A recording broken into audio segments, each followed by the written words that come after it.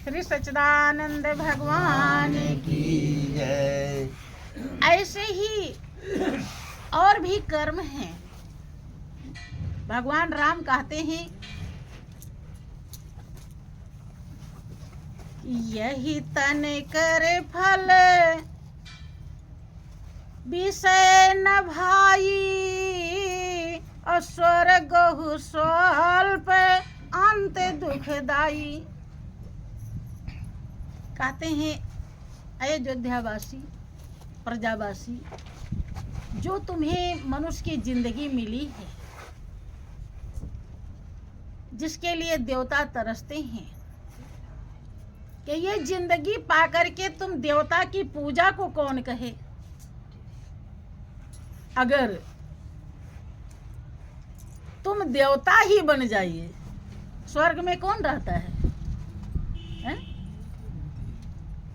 स्वर्ग में नहीं जानते कौन रहता है? देवता रहते हैं। कह रहे हैं कि अगर ये जिंदगी पाकर के तुम्हें स्वर्ग मिल गया तो स्वर्ग का सुख थोड़ा है।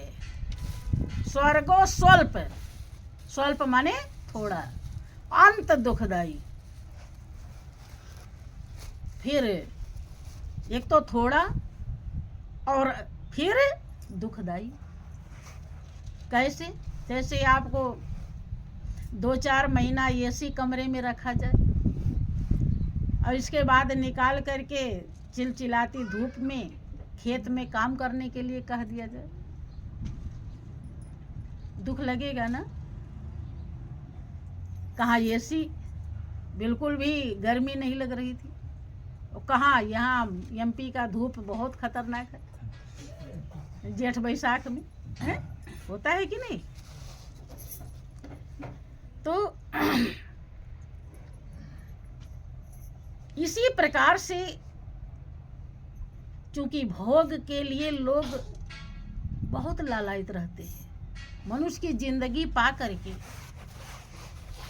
ज्ञान जब तक नहीं हो जाता तब तक मनुष्य भोग के लिए ही परेशान रहता है। क्या खाएं, क्या पहने, यही तो है भोग। और जो स्वर्ग में भोग मिलता है वो भोग यहाँ धरती पे नहीं मिलता। स्वर्ग का भोग बहुत अनोखा होता है। अब स्वर्ग में आप देवता बन गए, पहुंच गए, अब वहां पर आपको भोग जो धरती पर कभी नहीं मिला था वो मिलता है। देवता लोग देखते रहते होंगे टीवी वगैरह में कि अप्सराएं नाच रही हैं, देवता लोग ठाट से बैठे हुए हैं, कुछ से कुछ खा पी रहे हैं। सब एक से एक बढ़कर भोग है। वो भोग कब तक रहता है? जब तक आपका पुण्य कर्म रहता है। जिस पुण्य से आप देवता बने हैं, वो पुण्य जब आप वहां पहुंच जाते हैं, जब से तभी से वो पुण्य भोगने लगते हैं, वो पुण्य खर्च होने लगता है। जैसे आपने बैंक में पैसा जमा कर दिया है, अब उसे आगे कमा नहीं रहे तो जरूरत पड़ेगी तो निकालेंगे, और जब निकालेंगे तो पैसा बढ़ तो रहा नहीं, कम होगा, और धीरे धीरे जब पूरा निकाल लेंगे तो सब खत्म हो जाएगा। अब आप बैंक से कुछ लेने जाइए बैंक में कि अब और मिल जाए पैसा, तो नहीं। इसी प्रकार से हमारे पुण्य जब इकट्ठे हो जाते हैं तो हमें स्वर्ग की प्राप्ति हो जाती है, हम देवता बन जाते हैं। और वहां जाकर के जिस पुण्य से हम स्वर्ग गए हैं वो पुण्य खत्म होने लगती है धीरे धीरे धीरे धीरे। जितना हम रोज भोगते हैं रात दिन, उसी हिसाब से वो खत्म होती है। एक दिन ऐसा आता है कि पूरी पुण्य खत्म हो जाती है, और जब खत्म हो जाती है तब वहाँ पे आपको एक पल के लिए भी रखा नहीं जाता। जैसे यहाँ जब श्वास खत्म हो जाती है तो कोई एक पल के लिए नहीं रह सकता, ऐसे ही वहाँ पर भी जब पुण्य खत्म हो जाता है तो वहाँ से इस मृतलोक में इस धरती पर भेज दिया जाता है। क्या बना करके? क्योंकि अब कोई भी आपका पुण्य नहीं है। अब क्या बना देगा प्रभु मालिक कुछ पता नहीं। वो नाली का कीड़ा भी बना सकता है, चींटी बना सकता है, पेड़ पौधा बना जो उसकी इच्छा। अरे अब दुखदाई हुआ कि नहीं? अंत में जब पुण्य खत्म हो गया, कहाँ स्वर्ग का सुख और कहाँ कीड़ा मकोड़ा। विचार कीजिए, समझ में आ रही बात? इसीलिए भगवान राम कहते हैं स्वर्ग स्वल्प अंत दुखदाई। स्वर्ग का सुख भी थोड़ा है और अंत में दुखदाई। विषय भोग का कौन कहे? कह रहे हैं कि अगर तुम्हें स्वर्ग का सुख मिल गया, देवता बन गए, और फिर भी वो थोड़े दिन के लिए रहेगा और अंत में दुखदाई है। कारण आपका जीवन वही आनंद प्राप्त करने के लिए मिला है जिसे परमानंद कहा जाता है। भाइयों बहनों, आनंद 3 प्रकार का होता है: विषयानंद, काव्यानंद और ब्रह्मानंद। मनुष्य की जिंदगी ब्रह्मानंद प्राप्त करने के लिए मिला है। अब विषयानंद क्या है, काव्यानंद क्या है और ब्रह्मानंद क्या है? गौर करेंगे तो आपको बात समझ में आएगी। विषयानंद जो संसार के विषय भोग हैं, जो जिसके लिए हमारी इंद्रियां लालायित रहती हैं। हमारी आंख अच्छा अच्छा देखना चाहती है, हमारी जीभ अच्छी स्वाद लेना चाहती है,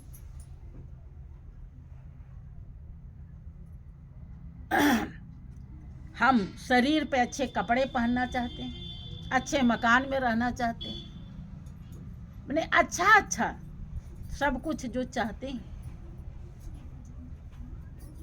भोग के सामान।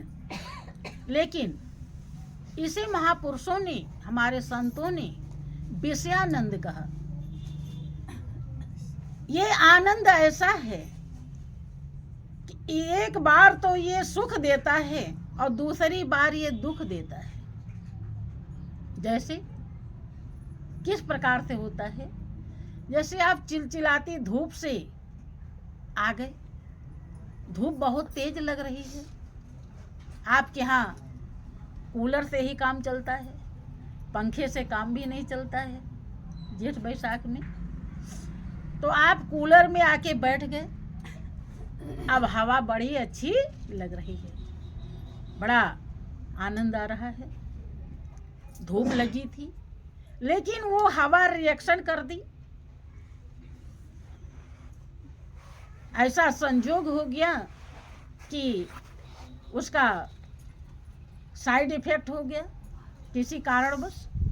धूप और एकदम ठंड, और थोड़ी देर के बाद आपको बुखार चढ़ गया। अब जो हवा आपको अच्छी लग रही थी, अब वो हवा दुखदाई हो गई। हुई कि नहीं हुई? जो आनंद इस पल सुख देवे और दूसरे पल दुख देवे, उसे क्या कहते हैं? विषयानंद। दुनिया के जितने भी आनंद हैं, खाने पीने सोने जगने में जो कुछ भी आपको आनंद सुख शांति मिलता है, वो इसी प्रकार का है। इसे कहते हैं विषयानंद। अब रहा काव्यानंद, काव्य का आनंद। जैसे अभी देवी जी की पूजा 9 दिन चल रही थी, पूरा गाजे बाजे बज रहे थे, खूब लोग नाच रहे थे,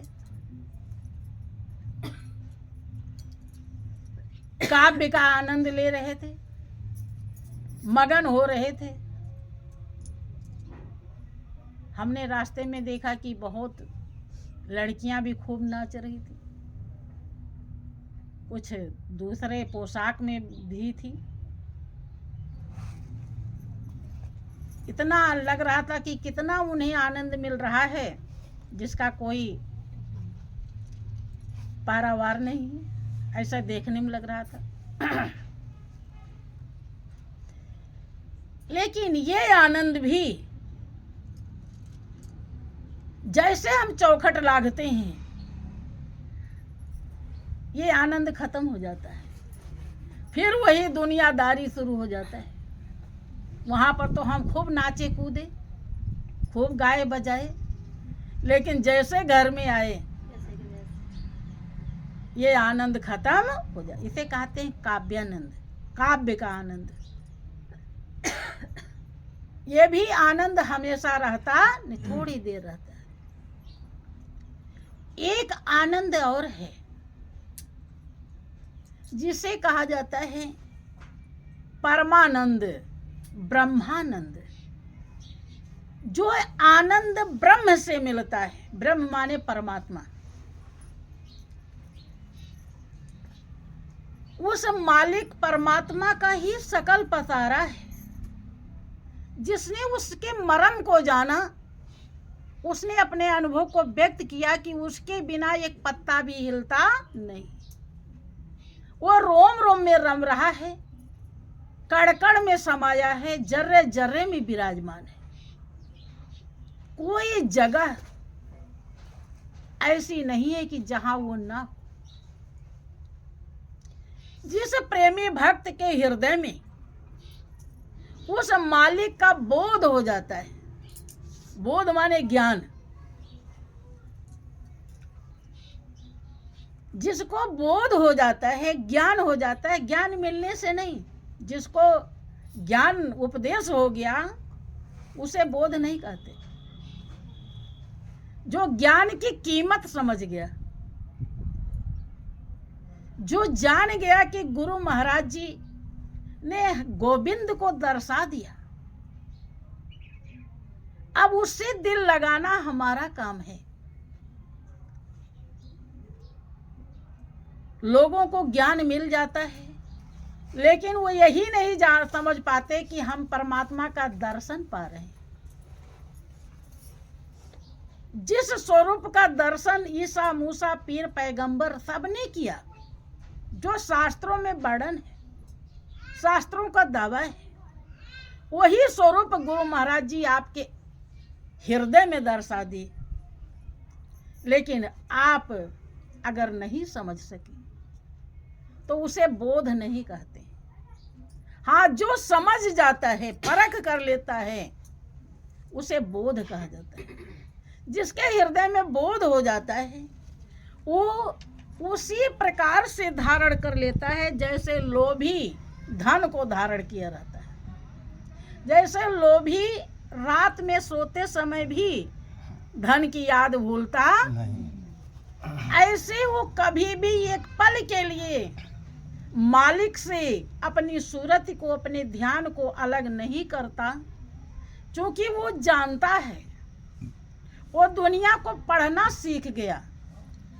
वो ये जानता है कि कब ये दुनिया छुड़ा ली जाएगी, कोई भरोसा नहीं। और जितना प्रभु से दिल लगा लेंगे इस दुनिया में रह करके, इस काया रूपी साधन को पा करके, उतने ही हमारा जीवन कृतार्थ होगा, धन्य होगा।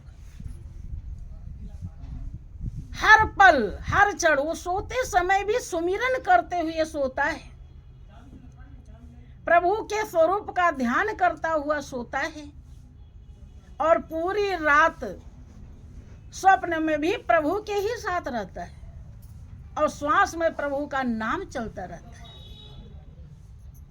इसे कहते हैं परमानंद, ब्रह्मानंद, ब्रह्म का आनंद।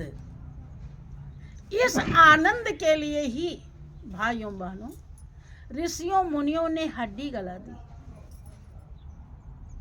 कि ऐसा हमको मालिक का ज्ञान हो जाए। फोटो मूर्ति तो उसका प्रतीक है, फोटो मूर्ति में भी वो रम रहा है, वही स्वरूप जो आपके अंदर दर्शाया गया है।